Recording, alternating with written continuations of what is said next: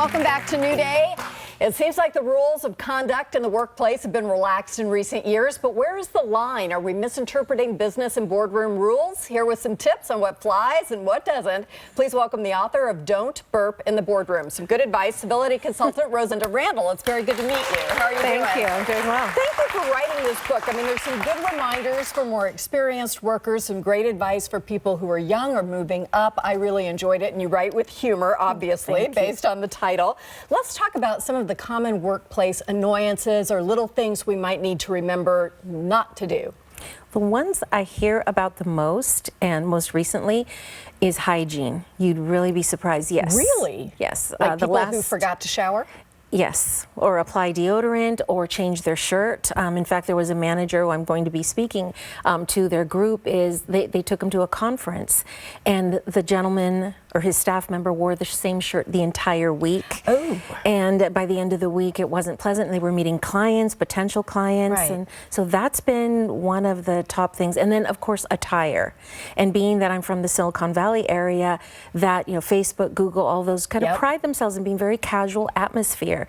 But they're finding that there is a fine line, like not changing your clothes or maybe being too wrinkled. And that's okay if you're going to work behind the scenes, but some of them get sent to meet a client and then you're not prepared. And I also say, what if you're, if you're on some online dating service or something and you get a call for a date at the end of the, are you prepared to go out too? Right. So sometimes if you do work in a really casual environment, I always say keep a pair of, khakis or nice shoes or a jacket and so that you're prepared for. That's good advice. It shouldn't look like you pulled it out of the laundry basket, even though it's casual. Okay, that's it. Another thing that you listed in the book that I thought was really important, because I'm guilty of this, is a lack of cell phone manners, and I don't do it in the restaurant, that kind of stuff, but I think I do talk too loudly on my cell phone.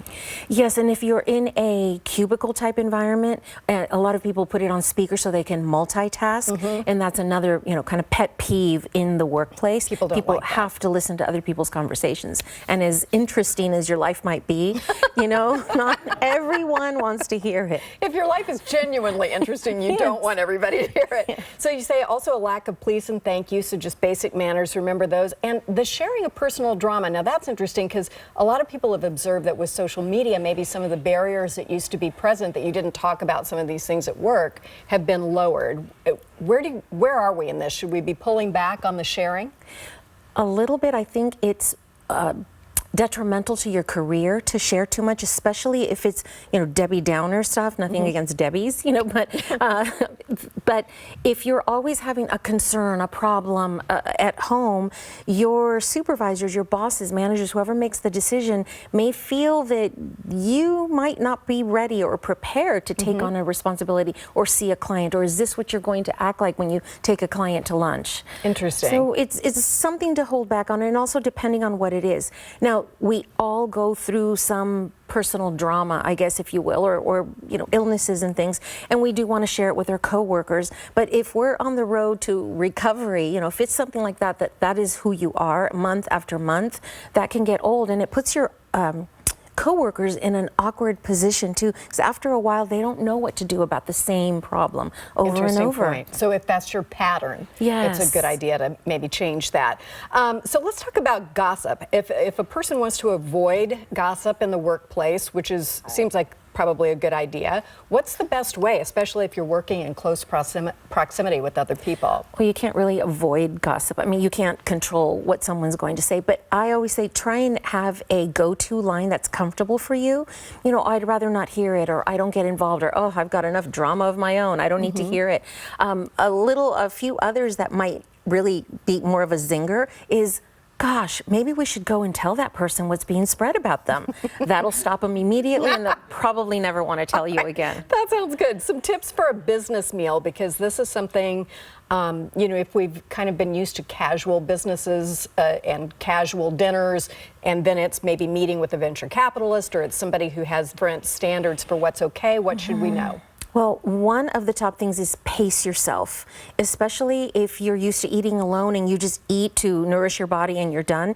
You really need to watch how other people are eating, and if it requires you putting down your knife and fork, wiping your lips, or taking a sip, participating in the conversation, whatever it takes to slow down and finish at the same time as everyone else.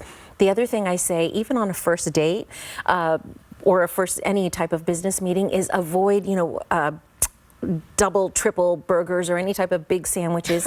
Avoid things with a bone in it. Sometimes it just slides right off your plate. And long pasta.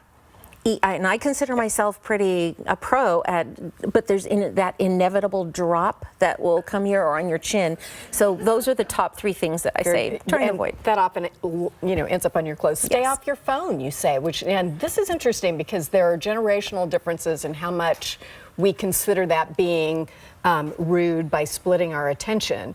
Is it just better, no matter what your age, what the business, put the phone away if you're having a meeting or a meal together? Definitely put the phone away. However, the generational thing, and I can talk about that for 20 minutes, but if you go and have lunch with someone who's obviously your dad's age or something, and they don't have their phone on, that might be a good indicator. Follow the lead, especially if the person is your boss, superior, or a potential client, or somebody you're interviewing with. See what they have going on. And I know, and people ask me, well, I need my phone to check my calendar. You pick it up and say, would you mind if I put that in or check my calendar now? Then they know you're doing that, and don't quickly scroll in your Twitter, a chuckle or something like that. Just do what you're going to do and put it away. Okay, that makes sense. Because I know if I'm talking to somebody and they're inexplicably looking at their phone, I feel like they're not paying attention to what I'm saying, even if that's not what they're meaning to put out. Oh, I'm sorry. And the other thing too is if you're expecting a call, and there are some, if you're in a certain industry, you might be expecting an important call or from the meeting or something that you have to tend to.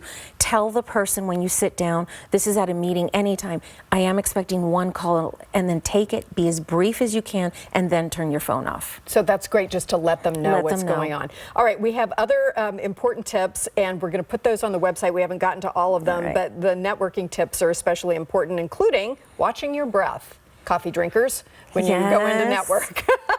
So we'll put that stuff up for us. Thank you so much. The book is great, and it's just a good reminder. And every now and then you'll recognize yourself, as I did, and go, okay, I'm going to do better on that. Thank you so much. Coming up, our favorite can't miss.